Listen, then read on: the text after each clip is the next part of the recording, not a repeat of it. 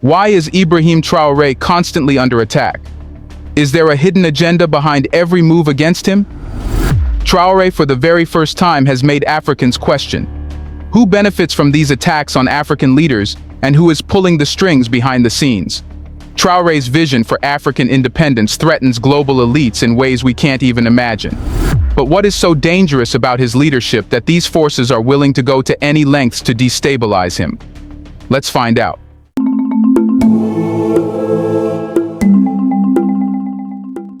In a bold move, Burkina Faso's President Ibrahim Traoré launched a campaign to recruit 1 million volunteers to form a civilian army. This action goes far beyond addressing insurgency. It reveals the deeper story of foreign exploitation, betrayal by so-called allies, and the fight for national survival and sovereignty. But why would a president recruit 1 million civilians to form a volunteer army when the country already has a standing military force? Burkina Faso launched a drive to recruit 50,000 civilian defense volunteers to help the army fight jihadists. That's according to the commander of the Brigade of Vigilance and Patriotic Defense, Colonel Bokari Zongrana. The massive draftings are in addition to a one-time recruitment campaign of 3,000 soldiers to bolster the ranks of the army in the fight against jihadists. These campaigns come after a September 30th coup led by Captain Ibrahim Traoré. This isn't just a desperate reaction to an escalating insurgent threat. It's a direct response to abandonment. Traoré's decision to call upon ordinary citizens to defend the nation goes beyond the usual playbook. It exposes the deeper betrayal Burkina Faso has suffered at the hands of foreign powers who were supposed to be allies. The Barcelo massacre, where over 200 civilians were unalived by insurgent groups linked to Al-Qaeda, is a terrifying reminder of the threat Burkina Faso faces daily. But the truth is, this tragedy isn't just about insurgency.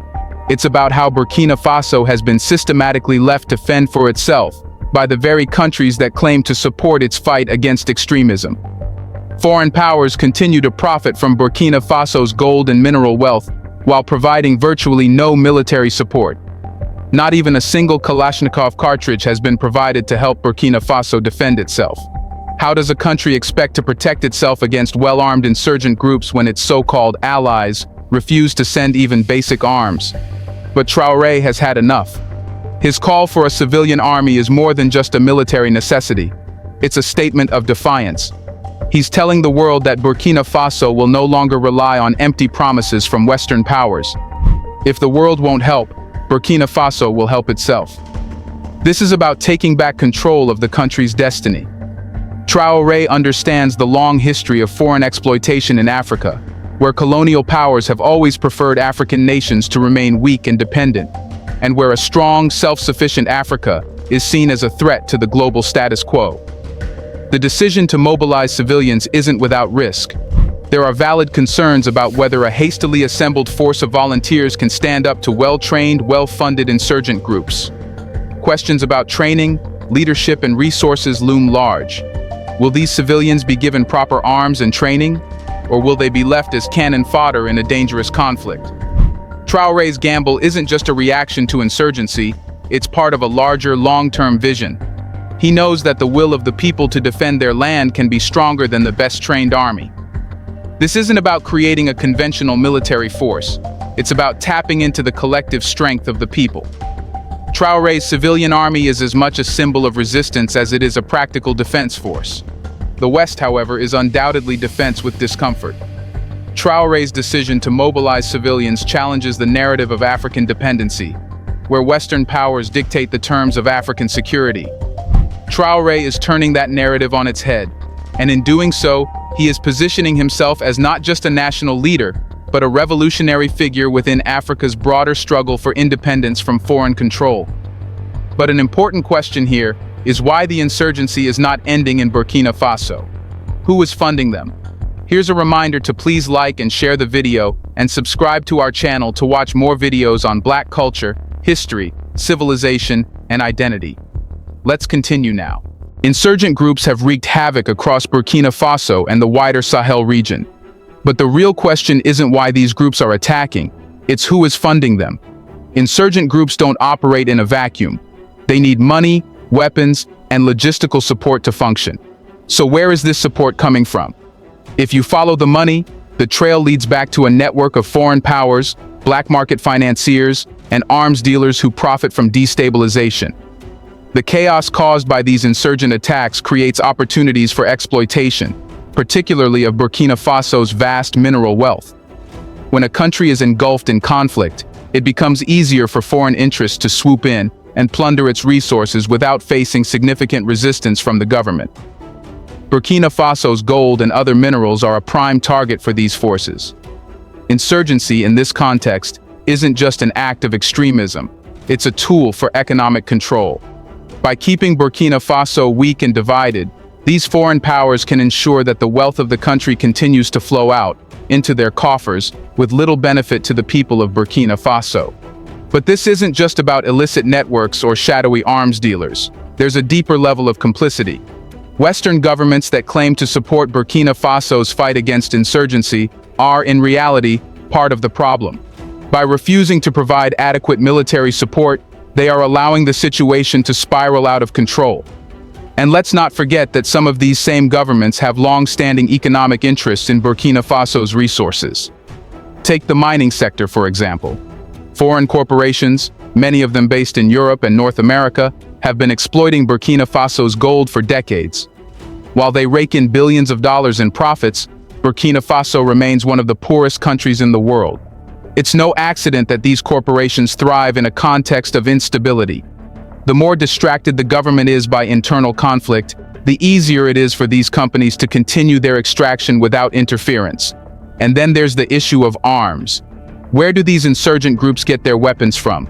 They certainly aren't manufacturing them in the deserts of the Sahel. These weapons are being funneled in through a global black market, supplied by arms dealers who profit from keeping the region in chaos. It's a vicious cycle.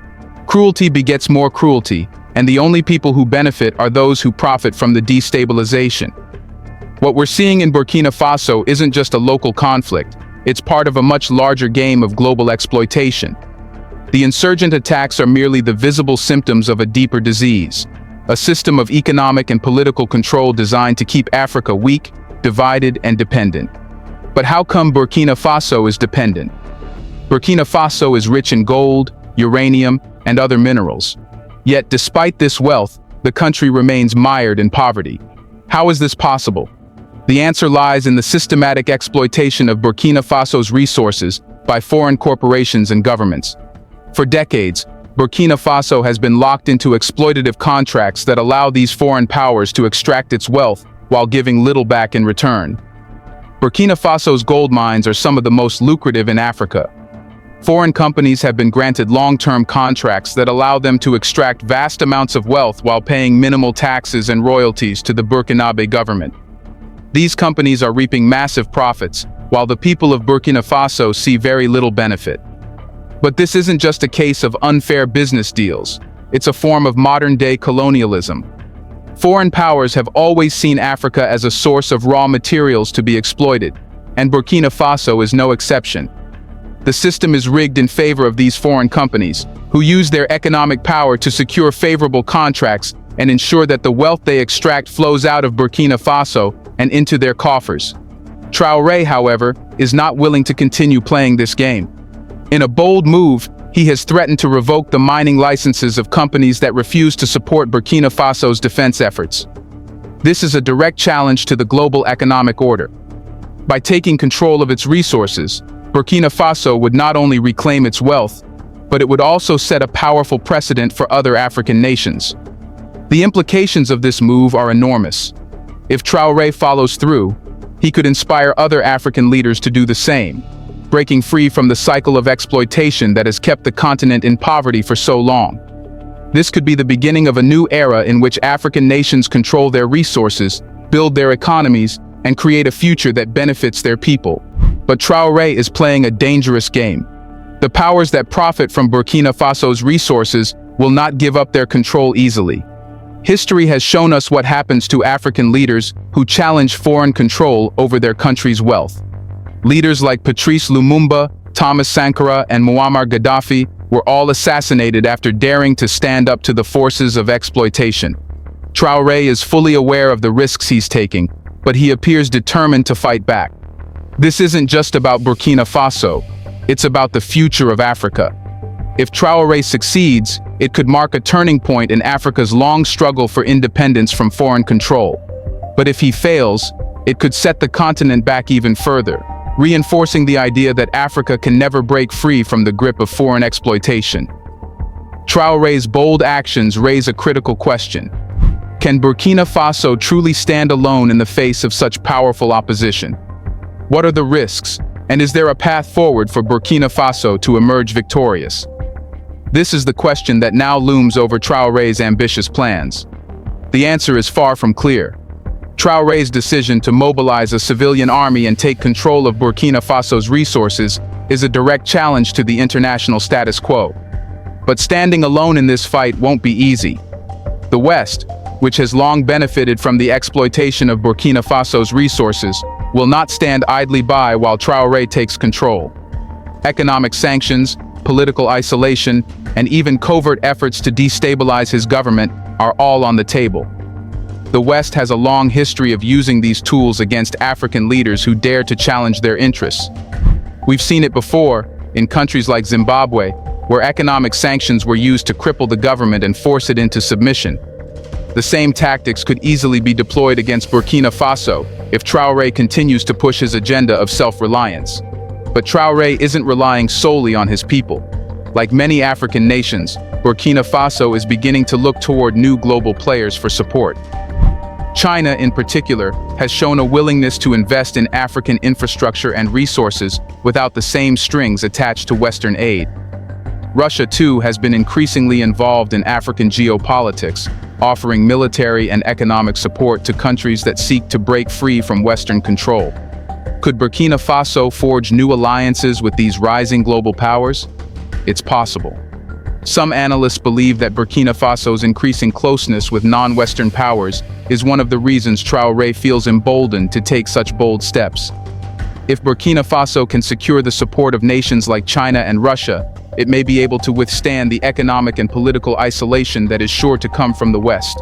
However, there are also risks associated with aligning too closely with these new global players. China and Russia may offer more favorable terms than the West, but they are not without their agendas. Traoré will need to navigate these relationships carefully to ensure that Burkina Faso does not simply exchange one form of dependency for another. Internally, Burkina Faso's success will depend on the will of its people. The civilian army that Traoré is building is not just a defense force. It's a symbol of national unity and resistance. If the people of Burkina Faso stand behind their president, they may be able to resist the external pressures that will surely come. Traoré is betting on the resilience of his people, and if history is any guide, he may be right. African nations have a long history of defying the odds and fighting back against foreign domination. But this fight will not be easy. Burkina Faso will face immense external pressure, and Traoré's enemies are powerful. The West has a vested interest in keeping Burkina Faso weak and dependent, and they will use every tool at their disposal to achieve that goal. From economic sanctions to covert operations, the road ahead for Traoré and Burkina Faso is fraught with danger. If Traoré can navigate these challenges and emerge victorious, the implications for Burkina Faso and the African continent are profound. And could his success inspire a larger movement across Africa?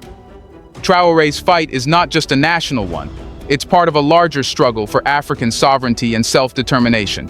If Burkina Faso can successfully reclaim its resources and build a self-reliant economy, it could inspire a wave of similar movements across Africa. Other African leaders could look to Traoré as an example of how to stand up to foreign powers and reclaim control of their country's wealth. For too long, Africa has been seen as a continent to be exploited by foreign powers. From the colonial era to the present day, African nations have been locked into exploitative economic relationships that keep them weak and dependent. But Traoré's vision for Burkina Faso could mark the beginning of a new era, one in which African nations take control of their destinies and build futures that benefit their people. Imagine an Africa where nations control their resources, build their industries, and invest in their people. Traoré's success in Burkina Faso could be the spark that ignites a larger movement for African unity and self-reliance.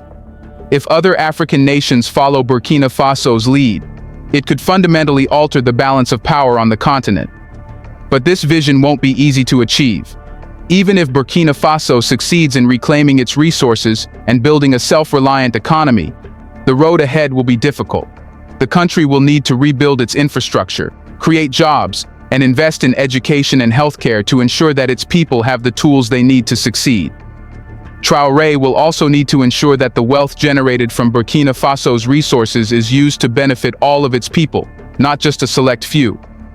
Corruption has long been a problem in many African nations, and Traoré will need to guard against the risk that Burkina Faso's newfound wealth could be siphoned off by corrupt elites.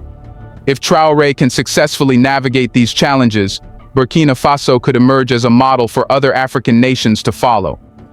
But the implications of Burkina Faso's success go beyond Africa.